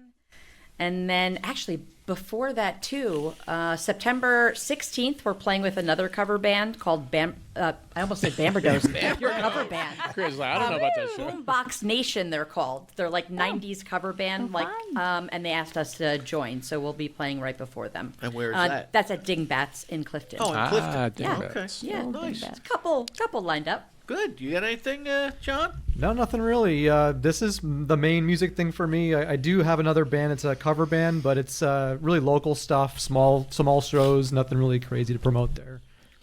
Okay. John? Yeah, I'll be playing with my son tomorrow afternoon because I missed out on doing it today. So, my 8-year-old is forgiving me for doing this. I think. But that's about it. This is the only band too for me. So. Okay. How about you there, Lars? Lars. Like, which Lars are we talking about? Lars U or Lars F? Whatever you Oh, want. I'm sorry. You said no F bombs. I'll be at somewhere in Queens with Inspector 7 on August 21. Then we're supposed to be in Chicago, Inspector 7 on August 23. Those are both with one of the bigger Mexican ska bands called Inspector, strangely enough. And then after that, I am going. We're doing a thing called Virgin City Posse. We're going down to Outer Banks, North Carolina, and somewhat, inland North Carolina as well for 12 days with a 4-piece band, drums, bass, guitar, and myself with a guy called Brian Hill, who's organized this thing. And also the drummer booked a bunch of stuff. His name is Albert, and he used to play in the Slackers. Brian Hill was in a ska band from North Carolina back in the day called Regatta 69 that are still active, a lot in Europe, actually. And the other guy is called John DiCarlo, who plays with a reggae band called Mighty Mystic. And 4 of us, there's 3 lead singers in that group. So we all sing lead and harmonize with each other on each other's material. Right. So, Fantastic. and that's what's coming up for me. Great. Oh, Chris, when you're down in Texas, there in the Dallas area, you ever go to any of the open mics, or do you kind of stay out of that scene? No, I don't really do anything. Oh, Because it's the only thing I got going on right now. no, because Joey D'Angelo moved down there, so he a drummer, and he he's an incredible talent actually. Yeah. But he's down in the Dallas Fort Worth area. It's not that I don't. I see them all the time. I just haven't gotten there. I was in a band a few years back. We started up there and released an album, and guitar player died. Oh. So, There's a lot of bad luck. yeah. around. So, like 2 weeks after the album release. Well, that Fish Eyed Blues. Yeah. There's this band Fish Eyed Blues that plays up around Keyport, up that way. They're from that area, the shore, the Jersey Shore. Their album is due to come out, and it's finished, and they're getting ready for the album release, and the guitar player dies. Yeah. Oh, jeez. So they made it their release Tribute. and their farewell tour. So they did their hello and goodbye all in the same night. Wow. Damn. Let's not do that, guys, okay? Let's just No. stay So alive. after Right. that happened, I really don't play any bands down there, but I'm really focused on this. Well, these Pretty guys. excited about All it. right. What about you, Keith? I have another band, but our drummer doesn't like to play with us. So. Who's that? What kind of? Another band that I play bass in because they got 2 guitar players already. No, but we've been playing since we were like high school or just out of high school. Yeah. Chris is the drummer. Forever. So since he's in 3 other bands, it's hard to get him. I'll take. You want me to take his place? Yeah. All right, I'll take his place. You're out. You gotta make the girl jealous. He's a solid. And then he'll come back. That's solid it. drummer. And then you'll drop me like a bad habit. I know. I don't know. All right, guys. Can I just Well- plug one more thing? our singer Joe, who passed, he has another project. It was a solo project of Joe's that I would love to just get out there. If people can search for it, look it up. It's Acoustic Boomerang. I don't have a page, but if you look for it on, was it on? It's on Spotify, YouTube Music, Apple Music. We distributed it all over the Acoustic place. Music's all like his original stuff. I think John's played on some of it. But it's good stuff. And if you want to hear some additional stuff that's not ska related per se, but to support his Joe's family, things like that, check it out. And his name is right. Joe Goldstein. Yeah, Joe Goldstein. All right, guys. Well, I got to wrap it up. We're already over time. So thank you very much for Thank you. Thanks for having us, for making the trip. Photographer Kevin, you're awful quiet back there. You and John hang out a lot. You don't say much though. Yeah, he's my show buddy. He's like the old school punk hardcore tour in our 50s. So. yeah, everybody needs an ambulance buddy these days. I was going to say, what's that car ride like? The both of you don't talk. All right, guys. Next week we will have Lost Lost Art. Yes, they were. They're from Pennsylvania, I think. Right? They came in, or where? Yeah, I have to remember. It's been so long. It's been a while. But Claire and I will be off for the next couple of weeks. Bruce will be here at Deco Entertainment, and then we'll be back at the end of the month. Next couple of weeks, we have Working Dog. Lost Art and Working Dogs, which was a band that formed after that guitar player died. They formed with another band, and they're out kicking it. So, guys, best of luck with everything, man. Good luck with your gig. Thanks for having us. August 16th at Crossroads. Crossroads in Garwood, New Jersey. Go see Death in the Arena. Death in the Arena. Thank you so much, guys. Thank you. All right, till next week. Rock on!